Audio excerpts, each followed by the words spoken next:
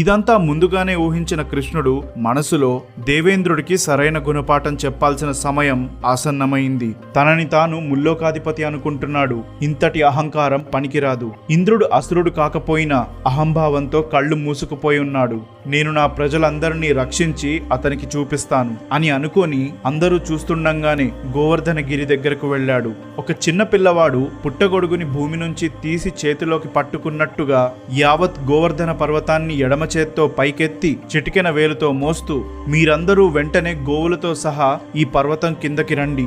ఈ పర్వతం నా చెయ్యి జారి పడుతుందేమోనని మీకు భయం అవసరం లేదు. త్వరగా రండి, మీ రక్షణ నా బాధ్యత అని చెప్పినా కూడా అంత పెద్ద గోవర్ధన పర్వతాన్ని కృష్ణుడు మొయ్యడం చూసి భయపడ్డారు. కృష్ణుడు మరోసారి వాళ్లకు ధైర్యం కలిగించి ఆ గిరి కిందకి రమ్మన్నాడు. అతని మాటలు నమ్మి వాళ్ళంతా ఇళ్లకు వెళ్లి అవసరమైన వస్తువులన్నిటినీ తీసుకొని ఆ పర్వతం కిందకి వెళ్లారు.